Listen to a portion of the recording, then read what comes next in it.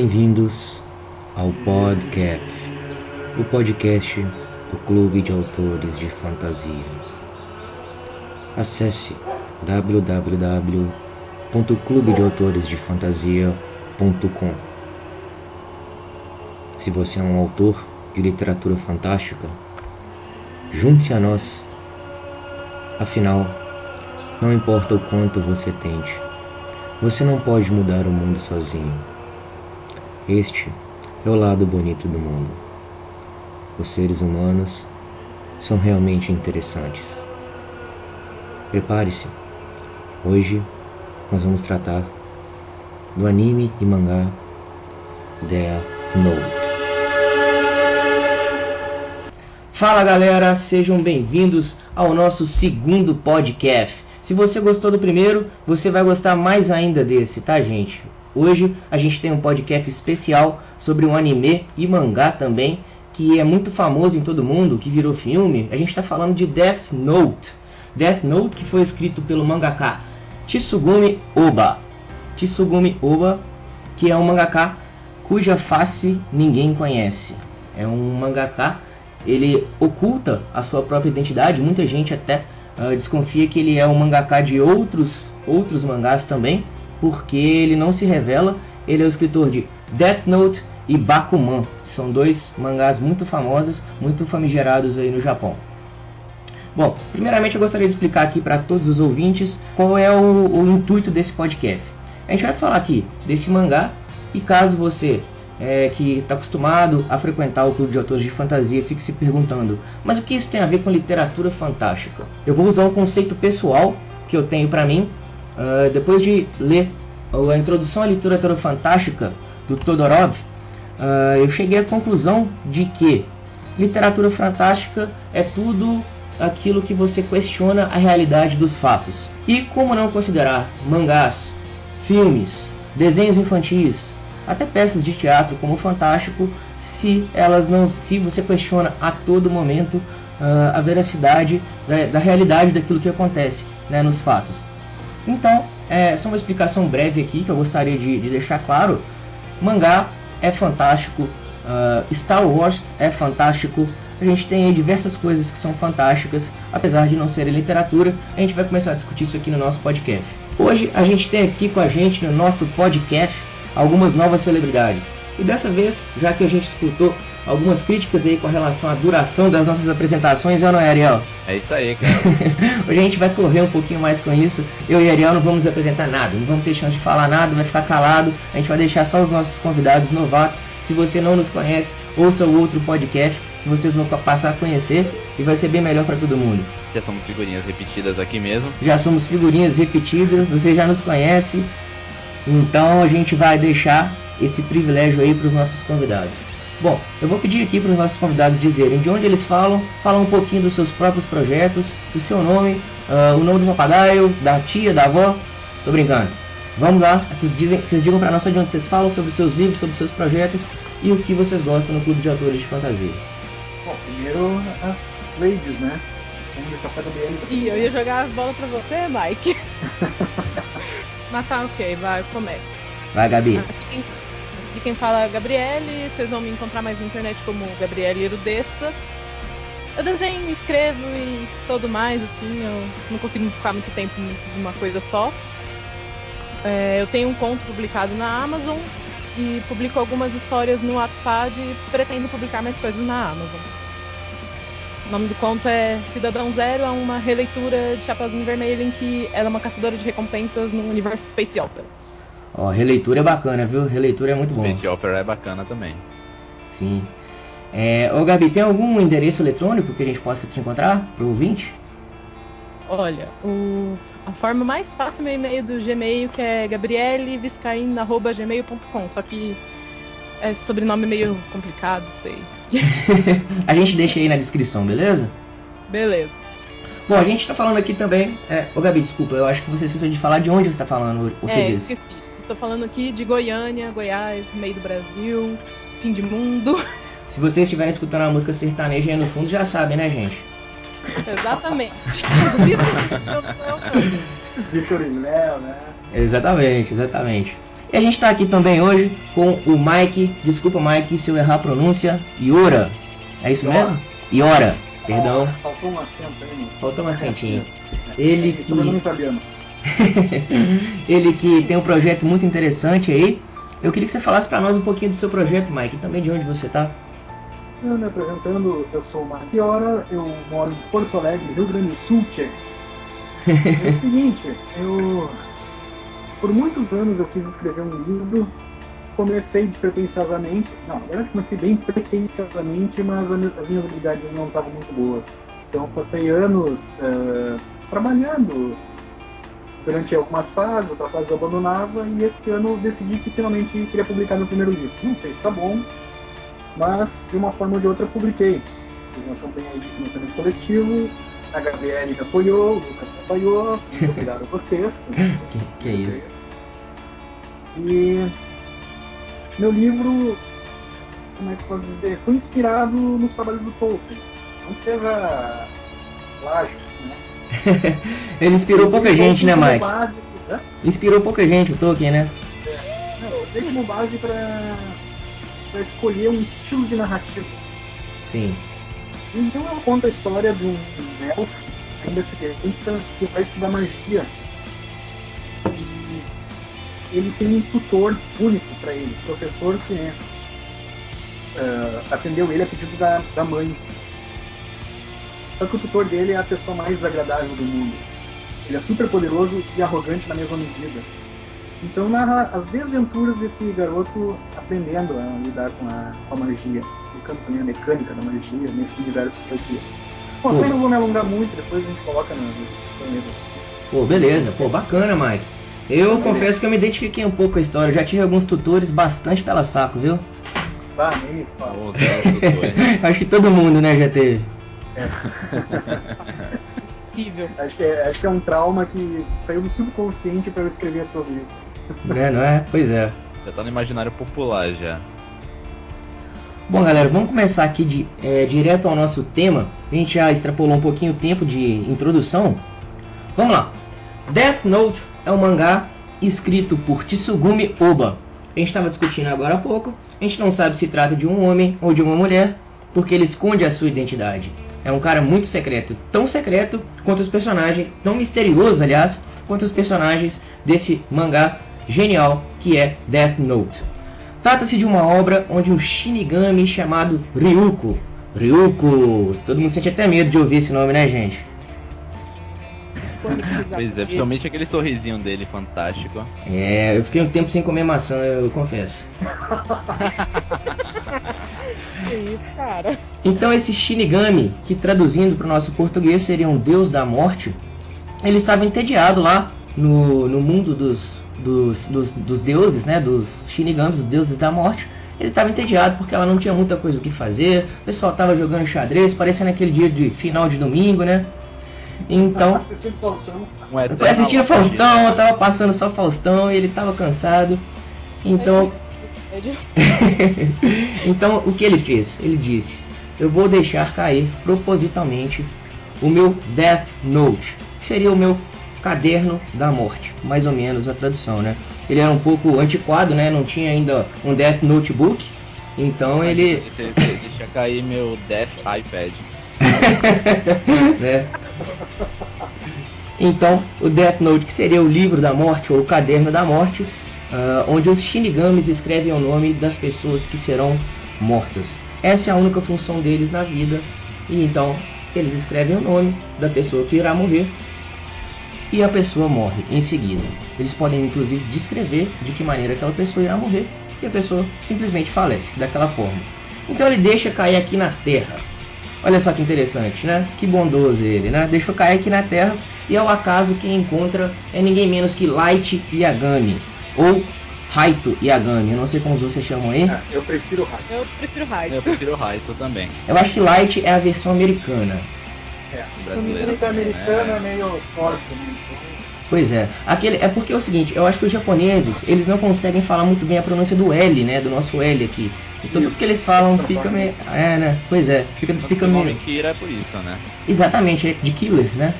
Bom, então, o que acontece? Ele é esse rapaz que encontra Light Yagami, ou como foi unanimidade aqui, Raito Yagami, é um gênio estudantil japonês. Ele encontra esse tal livro, então ele começa a testar, tem as instruções no começo do livro, você pode até encontrar aí na internet as instruções, e ele decide eliminar todas as pessoas que ele considera ruins.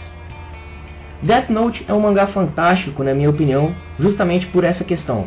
Ele recebe esses poderes aí sobrenaturais, divinos, e acaba se considerando alguém escolhido para Deus. Exatamente, quase um deus para eliminar as pessoas, né? Para eliminar quem é ruim. Então ele começa a matar as pessoas que ele considera ruins. O Raito Yagami, ele encontra esse Death Note e as instruções estão na contracapa aí nas primeiras páginas do livro. E lá diz que você precisa apenas saber o nome e ter o rosto da pessoa em mente, a pessoa que você quer assassinar. Nesse caso, ele acha uma besteira, acha que que não vai acontecer nada quando ele escreveu o nome de alguém ali. Porém, ele decide fazer um teste, como qualquer um aqui, imagino que faria. Vamos ver se esse negócio funciona, né?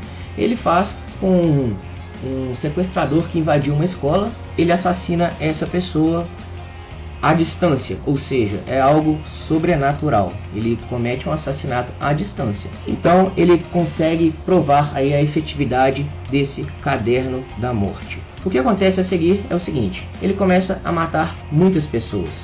Vários prisioneiros sob sentença de morte começam a aparecer, assassinados, morrendo a grande maioria de parada cardíaca. E então a Polícia Mundial, Interpol, né? Isso, a Polícia Mundial decide chamar a sua maior força, que é um rapaz conhecido apenas como L, que é o melhor detetive do mundo. E aí começa a se desenrolar a trama, né? Como é algo praticamente sobrenatural, seria teoricamente praticamente impossível encontrar um assassino em série como esse, né? Porém, para uma mente genial como a do L, isso parece se tornar cada vez mais próximo. E esse duelo intelectual entre dois gênios estudantis, né? Os dois são inclusive conhecidos. Conhecidos pessoalmente? Não, eles se conhecem depois. Eles se conhecem depois, mas eles estudam na mesma escola, jovens, se eu não me engano. Pois, se eu lembro direito, por causa do pai do Raito, que a policial ficou envolvido nas investigações. Perfeito. É isso mesmo, gente? Perfeito. Isso aí. O pai do Raito é o detetive representante do Japão nas investigações. Ele é o chefe de polícia, se eu não me engano, de Tóquio. E ele é o pai do Raito e ele está investigando o próprio filho. Então tem essa questão também aí de pai e filho bem desenvolvida na trama. Mas o grande duelo central é L versus Raito, serial killer versus o detetive. Isso aí, duelo de inteligência que eu acho fantástico. Então vamos lá, gente, vamos começar aqui a passar a bola para vocês. O primeiro tema aqui é o bem versus o mal em Death Note. Para vocês, amigos do podcast, existe maniqueísmo em Death Note? E se possível vocês se posicionarem também, qual dos lados vocês escolheriam como a justiça? Isso aí é espetacular. Então vamos lá, Gabi, o bem versus o mal em Death Note. Então, como posso colocar? Sim, existe essa questão de colocar um como sendo bem e outro mal, só que o que fica nublado é qual que seria o bem e qual que seria o mal. Particularmente eu vejo tanto o bem em ambos os lados. O mal já fica mais no Kira na questão do fanatismo, que ele acaba ficando nessa questão de permanecer oculto e continuar matando quem ele considera mal. E que eu me lembro da época que eu li que a visão dele fica meio nublada nessa questão. Ele só na preocupação de se manter oculto, ele acaba matando não apenas pessoas más, mas pessoas que poderiam ser consideradas boas ou pessoas que não são nenhum nem outro, pessoas mais cinzas.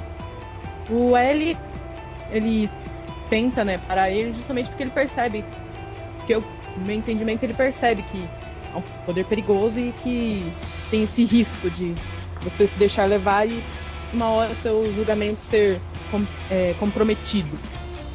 É verdade. Particularmente, essa é a minha visão. É verdade. Vamos lá, Mike, por favor, dê sua opinião aí sobre o assunto. Bom, vejo que o Death Note é uma obra fundamentalmente maniqueísta. Realmente é bem contra o mal sem muito meio termo. Então, o espectador tende a assumir a defesa de um dos personagens, aquele mais que estiver de acordo com o seu alinhamento de pensamento, né? E então, por mais que tu acabe admirando os dois personagens, tu vai torcer pela vitória de um deles e pela derrota do outro, consequentemente.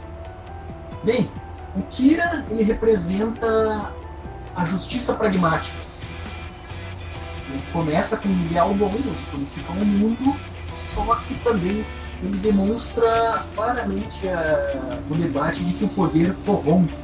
No momento que tu tens poder, tu acaba sendo corrompido por ele, então aquilo que era para ser justiça acaba sendo autoritarismo. Exato. Pois é. Você se torna a autoridade máxima e resolve bancar o poder bancar o lugar de um deus. Tanto que o Kira, ele se denomina o deus do novo mundo. Já o L, ele representa a vertente humanista da história, com toda aquela tendência sociológica. Não, matar é errado, porque todo mundo tem que ter direito a um julgamento.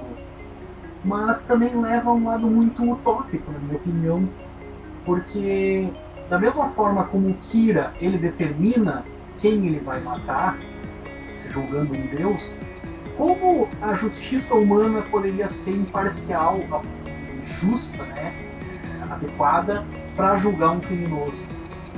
Então, pessoalmente, tenho uma visão bastante pragmática e eu me alinho mais com o pensamento do Kira. Não que eu fosse admirar um maluco que resolve matar as pessoas se der o prazer, mas, por outro lado, eu também sou muito conformado com a situação do mundo em que vivemos, em que nós vamos ter uma segurança para sair de casa, né? E eu gostei muito do final. Algumas pessoas na história acabam criando que Kira realmente é um salvador e está ali para melhorar o mundo, causa medo nos criminosos, e isso cria uma paz meio efêmera, uma segurança efêmera. Eu acho isso muito positivo. Perfeito. Mas, obviamente, não existe nenhum lado que seja totalmente bom. Totalmente bom. Isso cai numa discussão até social aqui no Brasil, recentemente muito discutida, que é a pena de morte, né? A gente tem ou não o direito de decidir quem vai viver ou morrer. E os justiceiros também, né? E os justiceiros, sim. Seria mais ou menos aí uma versão de Watchmen, né? Pois é, quase aí. A versão carioca de Watchmen. Watchmen de pobre. Vamos lá, Ariel. O problema é justamente esse. Se tu não podes escolher julgar alguém para matar, como é que tu vai julgar alguém para perdoar? É uma questão muito paradoxal. Aí, gente, tá vendo? Death Note traz pra gente também algumas reflexões muito profundas. É muito interessante o anime nesse ponto também. Tendencioso. Um vai pra um lado, outro vai pro outro. Que me deixa mais, assim, não feliz com o Raito, como ele manipula a missa. Porque, como um todo, ele...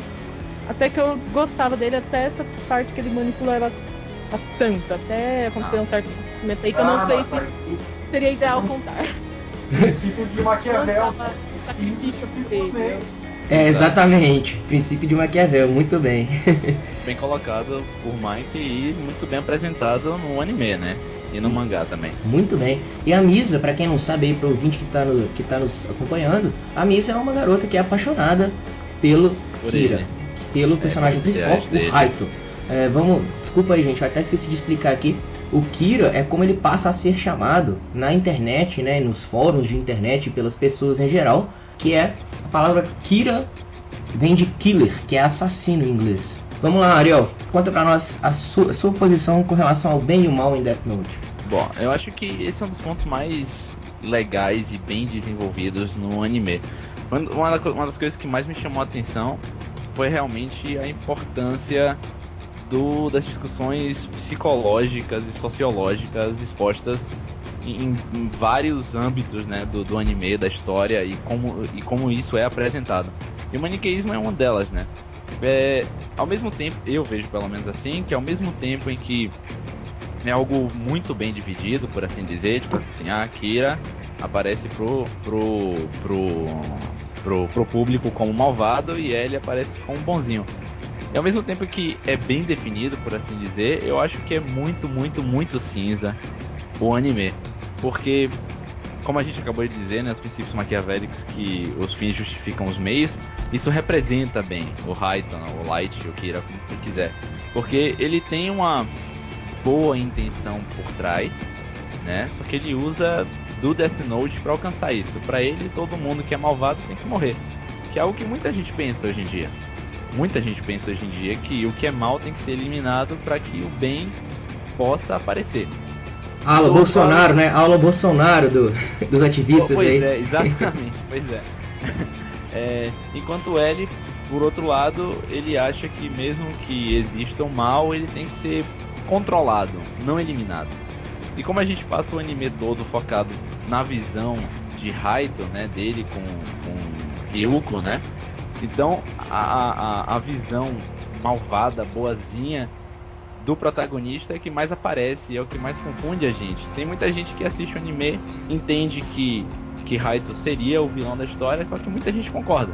Como o Mike falou, não é aquele concordar de eu faria isso dessa forma, mas é aquela coisa de caramba, se o sistema em si não consegue impedir que o mal apareça, então qual seria a solução se não eliminar esse mal antes que ele aconteça ou logo após que ele aconteça? Porque nos primeiros episódios tem até um cara da polícia que fala isso, né? Ele, enquanto eles estão discutindo o perigo que é esse assassino em série, ele levanta e fala, mas galera, tá confirmado, a gente fez uma pesquisa que logo depois que ele apareceu, o crime diminuiu. Então, até que ponto realmente isso é errado? Né? Até que ponto essa maldade representa uma ferramenta do bem? Não estou me colocando como concordando com ele ou discordando, eu só estou vendo a visão em geral, né? Porque é isso que tem uma nova visão. Se permitir uma complementação minha, sim, claro. Isso dá uma análise de como é a vaidade humana.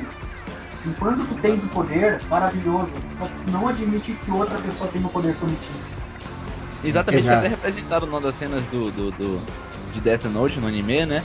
Que ele usa um personagem pra aparecer na televisão, e aí esse personagem vira pra Kira e fala, você é malvado. Então ele vira e diz assim, no mundo onde eu sou Deus, quem me considera malvado é quem quer me impedir de fazer o bem. Aí ele vai e mata o cara que tá na televisão. E quando a gente para e olha, véi, você não tava querendo salvar o mundo da maldade, porque de repente só porque alguém te enfrentou, você considerou ele mal e matou ele. Exatamente. Cara, pra mim a questão central em Death Note é justamente o fato de que ambos os protagonistas possuem ideais humanitários. Os dois pensam em fazer o bem à sociedade humana, no geral, né? O Kira tem seus meios, que são diferentes dos meios do L. O L considera o Kira uma ameaça, enquanto o Kira considera que a ameaça são as pessoas más, as pessoas que fazem o mal, são os bandidos, assassinos, criminosos, estupradores, que ele considera que devem morrer. Ele ganhou esse poder, então ele acha que ele foi escolhido. Afinal, o ego do rapaz já não era muito pequeno, né? Afinal, a gente está falando do estudante mais inteligente do Japão, né? Foi uma coincidência. Eu acho que foi até uma bondade do Ryuko deixar cair lá, né? Imagina se esse negócio cair na mão de Hitler ou do Bolsonaro mesmo, né? Já pensou? Bolsonaro. Então, é muito interessante porque existem dois lados, né? E o apoio social que o Kira recebe na internet, onde as pessoas são anônimas, né? Porque na sociedade em geral o que se comenta não, o cara não tem direito de sair matando o que ele quiser nem nada. Porém, nos fóruns de internet, onde as pessoas são anônimas, não existem rostos, né? Que até um dos ideais da organização Anonymous, as pessoas começam a dar muito apoio. O site dele, eles criam diversos sites de apoio a ele, mensagens, isso, faça a justiça, você precisa nos salvar, e os índices de criminalidade realmente caem. Isso é muito interessante. Vamos lá, gente, nosso segundo tema aqui, vamos falar sobre o sobrenatural. Somos realmente julgados por aquilo que fazemos ao fim da vida? Uma das coisas que mais me chamou a atenção em Death Note é uma das frases do Ryuko, né? Em que ele diz que não importa o que você vai fazer durante a sua vida, se você vai fazer o bem, se você vai fazer o mal, todas as pessoas vão acabar no mesmo lugar. Ele não cita exatamente qual é esse mesmo lugar, porém, isso vai contra os ideais cristãos aos quais a nossa sociedade está acostumada, né? Não só cristãos, né? De várias religiões. Sim, eu digo cristão por ser a ideologia dominante aqui, né? Nesse lado do continente. Então vamos lá, Gabi. Ai, let's go. Eu, particularmente cristã, acredito que sim, vamos ser julgados do melhor estilo no Apocalipse. Se eu lembro direito, primeiro ao julgamento, dependendo de como vai terminar, ou você vai direto lá para ter o novo corpo, ou você vai ficar por 1000 anos de sofrimento antes de ser novamente julgado. E aí, nesse segundo julgamento, é definido se você vai pro inferno, sofrer eternamente, ou pro paraíso, ficar de boinha. Eu, particularmente, acredito que sim, mas eu também acredito que isso não é o que me força a procurar ser uma boa pessoa. Eu procuro ser uma boa pessoa porque eu quero, porque eu gosto, me faz sentir bem. E eu prefiro acreditar que a maior parte das pessoas são boas naturalmente, só que vão seguir um caminho mais malvado ou mais bom, por assim se dizer, de acordo com suas próprias escolhas, independente de qualquer outra coisa. Particularmente, minha visão segue mais ou menos desse jeito. Eu não sei se eu fiz me entender. Não, eu entendi perfeito, Paulo. Eu também, perfeito. Vamos lá, Mike, o sobrenatural. Bom, eu fui criado desde pequeno na igreja evangélica e eu posso dizer hoje em dia que, graças a Deus, eu sou ateu. Que bem irônico, diga-se de passagem. Foi intencional. Então, depois de toda essa minha experiência na igreja evangélica, os altos da adolescência, depois de ter conhecido muito sobre a doutrina espírita e ter estudado algumas das outras religiões, eu percebi que, historicamente, toda e qualquer forma de adoração a uma ou mais entidades sempre foi utilizado como forma de controle. E para mim isso quebra bastante da, como é que se diz, da credibilidade da coisa. Certo. Então eu não consigo me ajustar a nenhuma doutrina, não acredito numa doutrina apresentada, porque já existiram centenas, talvez milhares de divindades, e de repente surgiu o Deus cristão.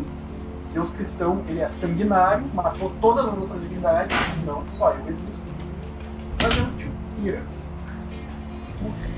Eu matando todo mundo que era desafeto dele pra fundar o mundo. Pra mim isso não serve. É arbitrário, né, Mike? É arbitrário.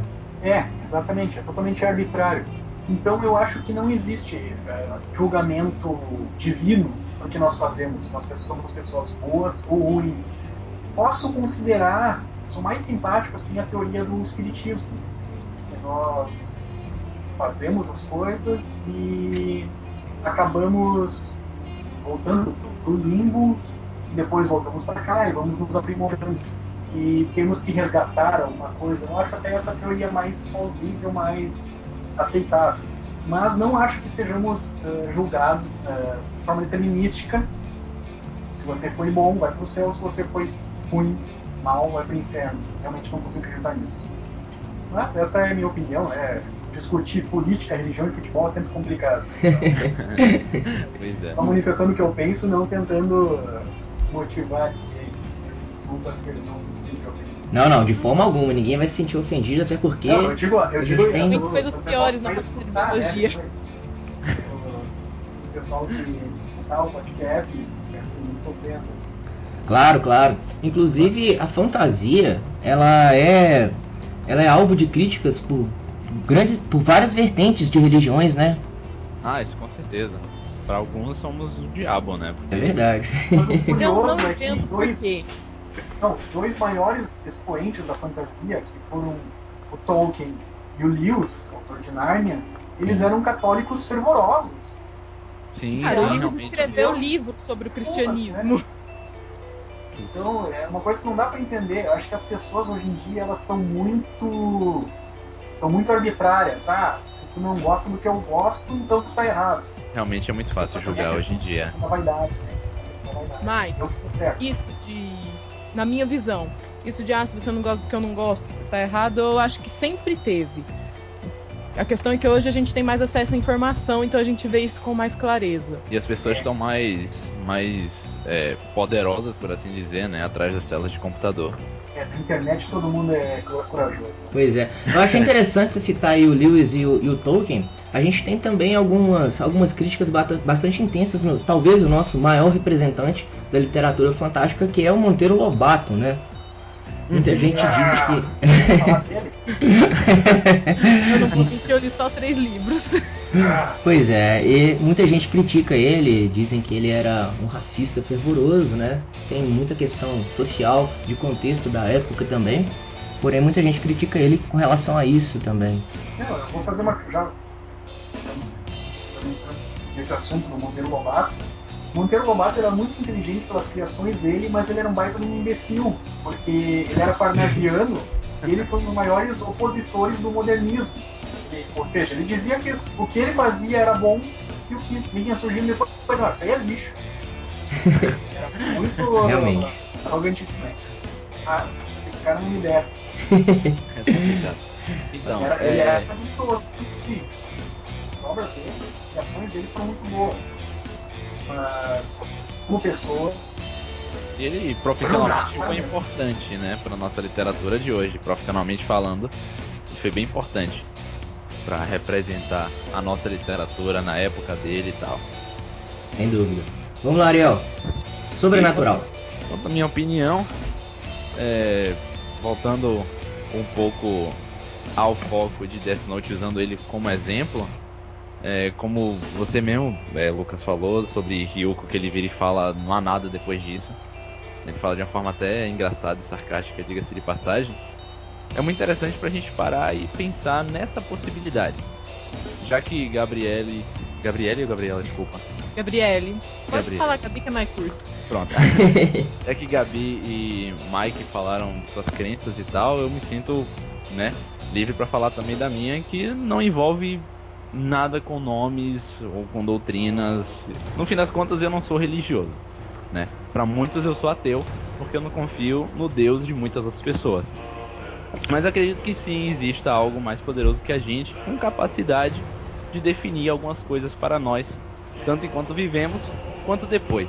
Agora a questão é essa: se nós hoje em dia, vivendo aqui nesse plano material, né, se queira chamar como quiser, não conseguimos definir se o que fazemos é certo ou errado, como é que algo depois vai conseguir definir? Porque assim, independente se haja uma energia superior mais poderosa, essa coisa nos criou. É como eu acredito, pelo menos. Então ela nos deu capacidade de ser bons ou ruins, dependendo da situação e dependendo do ponto de vista. Então, se mesmo nós, sendo subproduto dessa energia, né, trazendo em nós capacidade de julgamento própria, não conseguimos, em momento algum, dizer que algo é bom ou é ruim com certeza, por que isso seria determinante depois que morrermos, ou seja, no que vem depois? Então, acho que, no fim das contas, o mais importante é a gente fazer, enquanto vivos, o que nós acreditamos. É o que eu digo pra muita gente quando alguém vem perguntar pra mim: Ariel, o que eu faço? Porque pra muita gente eu sou conselheiro, né? Não sei porquê, mas algumas pessoas me definem assim como conselheiro. Então muita gente me mostra uma situação e pergunta o que eu faço e tal. Eu normalmente digo pra pessoa: vem cá, o que você sente vontade de fazer? De verdade. Porque no fim das contas nós sempre estamos mais aptos a tomar uma decisão. No fim das contas, nós como humanos sempre sabemos o que fazer. Então eu sempre pergunto pra pessoa: o que você acha que você tem que fazer? E a pessoa, uma vez ou outra, me dá aquela resposta assim. Eu falo: confie em você.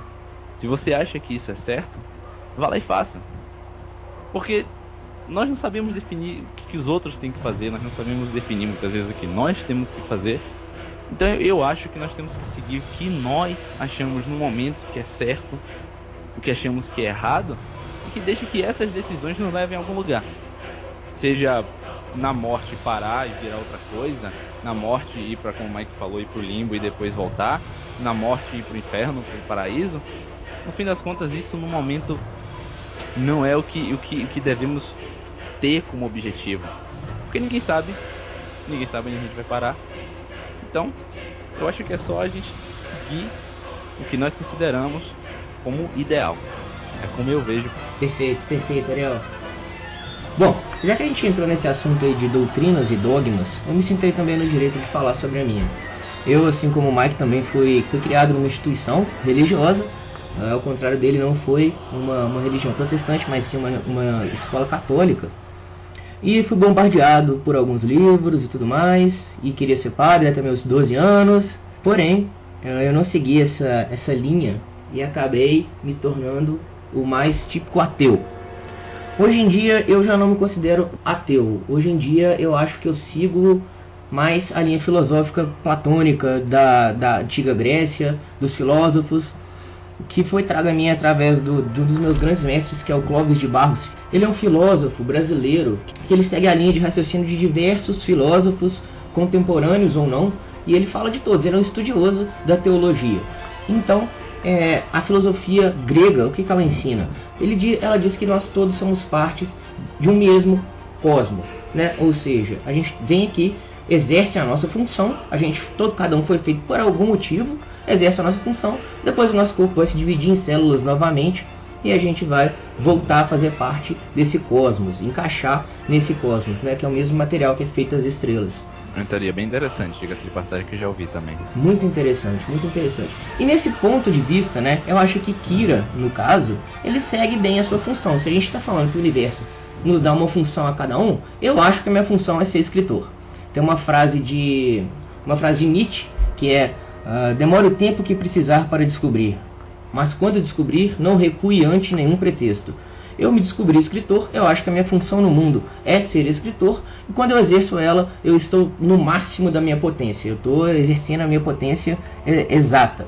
Portanto, eu acho que Kira tem um ponto de vista muito interessante. Ele recebeu aquele Death Note, aquele livro sagrado, e ele tem os poderes, ele acha ali que ele está cumprindo a sua função que o universo deu a ele. Nesse contexto eu acho interessante. Ao mesmo tempo, ele também tenta cumprir a sua função, que para ele é resolver, solucionar os crimes. Então eu acho que ambos estão exercendo suas funções exatamente por esse ponto de vista. Eu acho que não existe o chamado maniqueísmo em Death Note.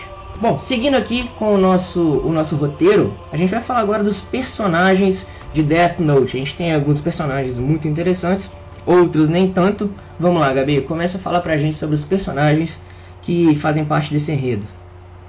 Vamos lá, começando com Raito Yagami, o deus da nova era, etc, que se acha bambambam, gênio estudantil, manipulador de meu Deus. de L.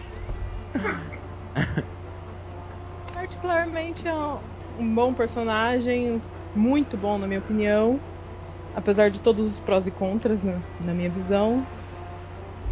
E basicamente isso. Eu não tenho muito a falar sobre ele. Quanto ao L, ele é o master dos detetives, como posso dizer, Sherlock Holmes multiplicado ao quinto em questão de habilidades. Eu acho muito interessante na questão do L a tática dele para confirmar que a habilidade do Raito na questão sobrenatural de matar, lá no começo, que ele coloca uma pessoa falsa, né, para dar um pronunciamento na TV. E numa região específica do Japão, né? Tá. Uma região específica que ele já imaginava que seria, já que ele tem acesso à imprensa japonesa, né? Exato. E ele matava as pessoas de acordo com a... E ele matava as pessoas que apareciam na imprensa. Eram assassinos que apareciam em sites ou telejornais. Foto e nome, tá? Por foto e nome, ele precisava das duas coisas. Exato, eu achei muito interessante essa tática do L. Eu ficava, por assim se dizer, louca da vida quando começava, por assim se dizer, as brigas em questões intelectuais entre ele e o Raito. Especialmente quando ele falava: você tem 0,00001% de seu assassino. Estou confiante de que é isso. Eu ficava tipo, cara, o L não existe, sei lá. É um cara estatístico ele, né? É uma estatística assim que a 0,0001% estava correta. Eu ficava louca com isso. Inclusive, uma informação bacana que eu posso dar aqui é que ele se senta numa posição bastante desconfortável. Não sei se vocês já repararam ele, né? Eu já tentei, eu não dei conta. Eu não sei como ele consegue. Como ele pega aquela desgrama daquele celular também, velho. Meu Deus do céu. Sim, e ele come muito doce, é viciado em doce. E pelo que eu vi... Caiu no esgoto, assim, dentro do vaso sanitário, e ele pegou. Pois é. Isso aí são características do próprio Tsugumi Ohba, que a gente não sabe quem é, deu declarações, se eu não me engano, online, que ele mesmo faz isso. E segundo o próprio L, se ele não fica naquela posição e não tem açúcar no sangue, ele perde 40% da capacidade intelectual dele. 40%. Essa foi melhor. É incrível, eu acho um personagem muito bem construído e é o meu favorito na saga. Depois do Ryuko, porque o Ryuko não tem comparação. Ele é o Shinigami, é um dos personagens que eu mais gosto, apesar de tudo. O Ryuko, né, gente, pra quem não viu ainda, ele é praticamente um telespectador durante a história. Ele só quer ver o pau quebrar. Exatamente. Meu pai diz, ele só gosta de ficar na plateia e não ficar nos holofotes. Olha aí, seu pai assistiu Death Note? Não, mas ele fala isso pra muita coisa. Ele fala, eu prefiro ficar na plateia. Ah, sim. Então, a plateia é muito melhor e o Ryuko sabe disso. É por isso que eu gosto pra caramba dele.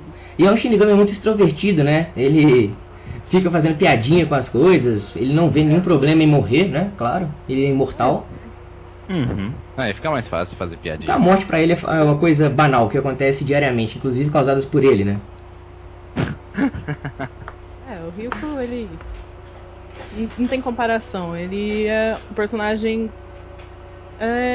muito bom também, bem construído, e tem essa coisa que, apesar de tudo, eu pelo menos não conseguiria não ter certa simpatia para com ele. Eu gosto demais do Ryuko. Eu não sei se eu tenho problemas mentais ou não, talvez, mas enfim. Provavelmente. A princesa tá aqui. Pois é. Verdade, todos nós aqui temos.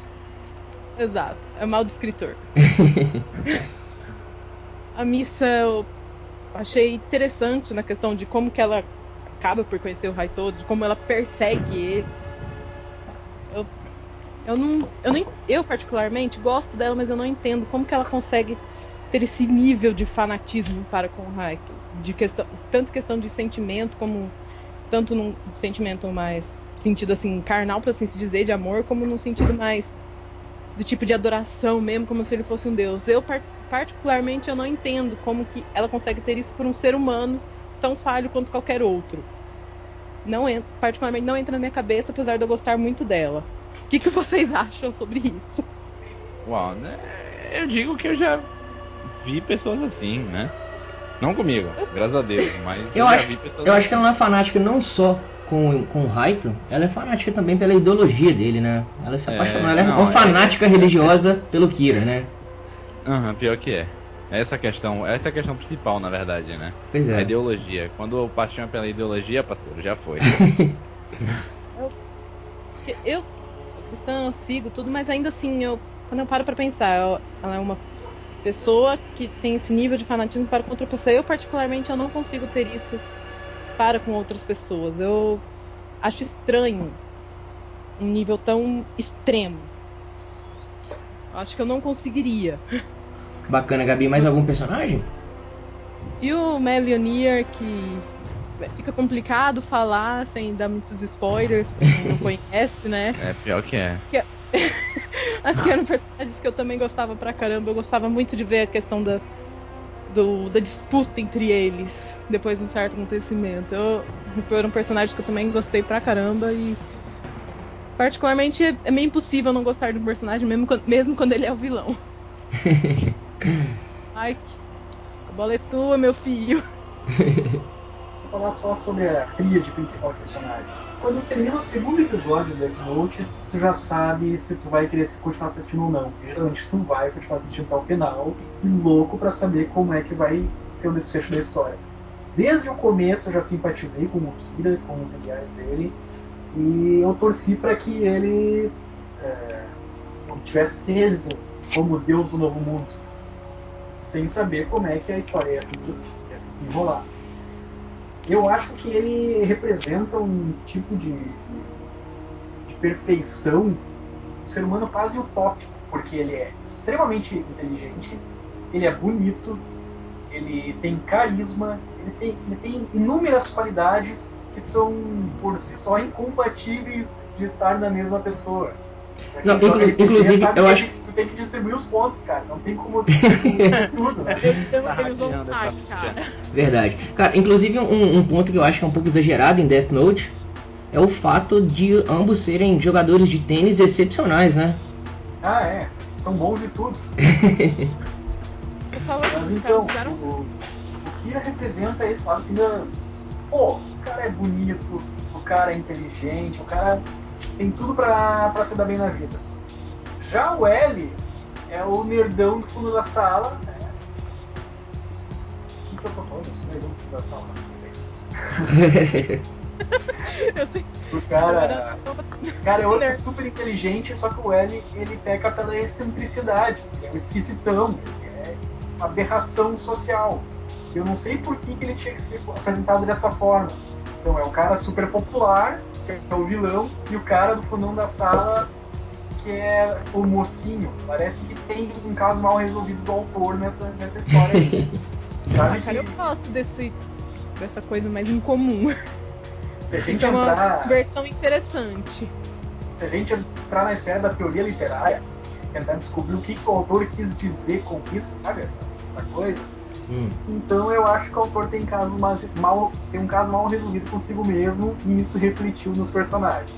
Então o mal é o popular, o bonzão, e o bonzinho é o esquisitão, né? O que fica à margem da sociedade e que só fica no computador, né? Quem conhece.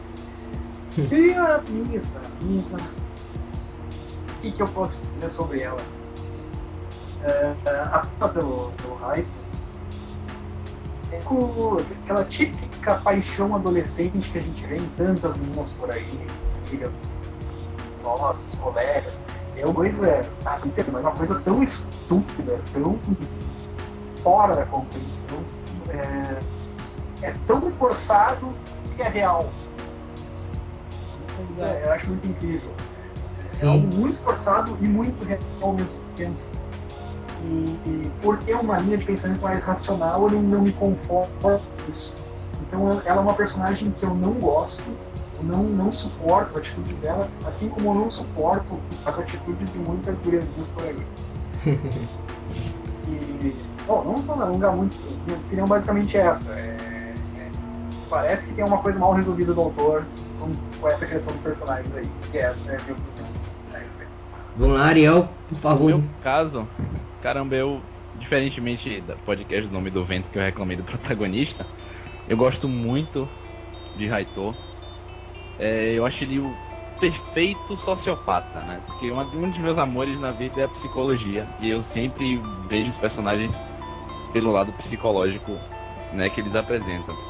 E como o Mike falou, né, ele é o bonzão, ele é o bonitão, ele é o carismático, e por trás ele tem essa necessidade fanática de matar o maior número de pessoas para deixar o mundo do jeito que ele considera perfeito, como se o mundo fosse uma extensão dele próprio, né? Ele se considera bom e ele vai ser o cara que vai conseguir definir o que é bom pro mundo como reflexo dele.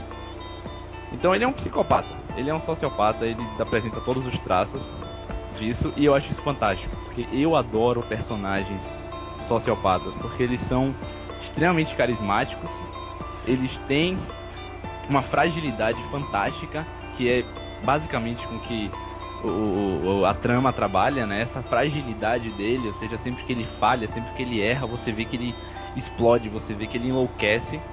E eu acho esse foco da história nessa construção psicológica do personagem um fator determinante para eu me encantar pelo Kira, né? Pelo Raito. Mas ele não supera Ryuko.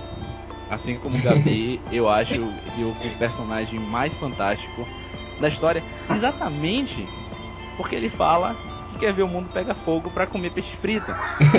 Então, ele é a criança que tá vendo as formigas se matarem, ao invés de ele ajudar ou fazer alguma coisa, ele bota uma lupa em cima. Porque ele sabe que ele não vai se machucar, entendeu?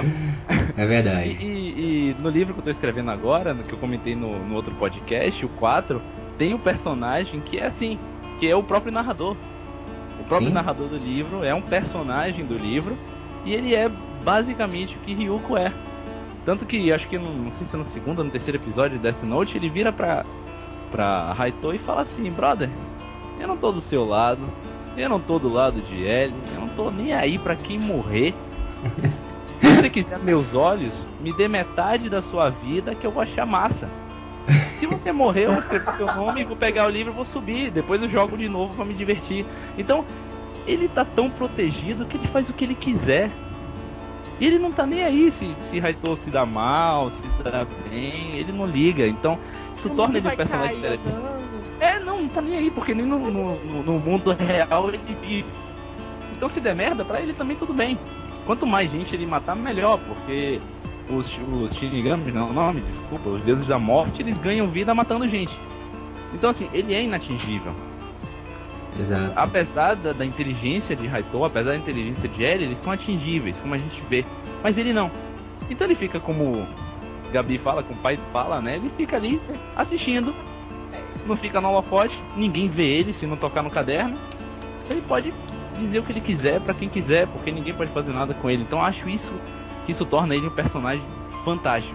Porque ele é como se fosse a verdade de todo Death Note. Porque ele não tem preconceitos, ele não tem limitações, ele não tem um muro, ele não tem uma ética pra respeitar. Então ele representa toda a verdade daquele mundo. Então o que ele precisar falar, ele fala. O que ele não quiser falar, ele também não fala. E pronto, pra ele tá bom, tá sentado no sofá dele tomando a cervejinha. E Misa, eu acho ela estupidamente irritante. Desde o começo do anime até o final, eu queria que o Raito escrevesse o nome dela no Death Note, e eu ia ficar muito feliz. Porque a primeira vez que eu assisti em japonês, achei a voz dela estupidamente irritante, as atitudes dela estupidamente irritantes, e a burrice dela estupidamente irritante também.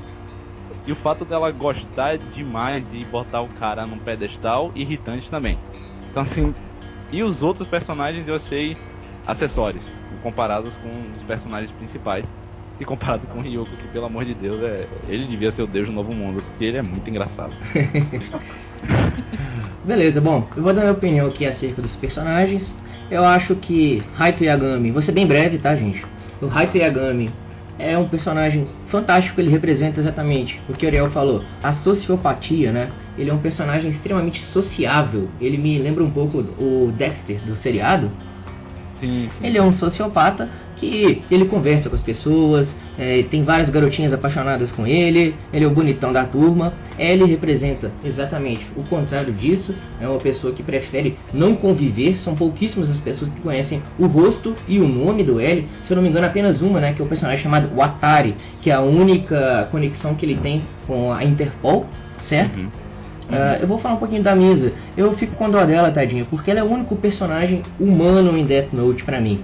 Porque o Raito e o L são pessoas extremamente inteligentes, intelectuais. Eles bolam estratégias fenomenais pra tentar... L para tentar descobrir a identidade do Kira, e Kira para tentar descobrir o nome do L e tentar assassiná-lo. Então, eu acho que Misa entra nesse meio termo aí, né? Ela é um personagem com sensações e atitudes humanas. Não é um personagem que me dá antipatia, não. Apesar dela ser aquela menininha irritante mesmo, né? Apaixonadinha com a pessoa, faz tudo por ela. Daria a vida pelo Kira de bom grado. Então, eu acho que ela representa aí a humanidade nesse quesito.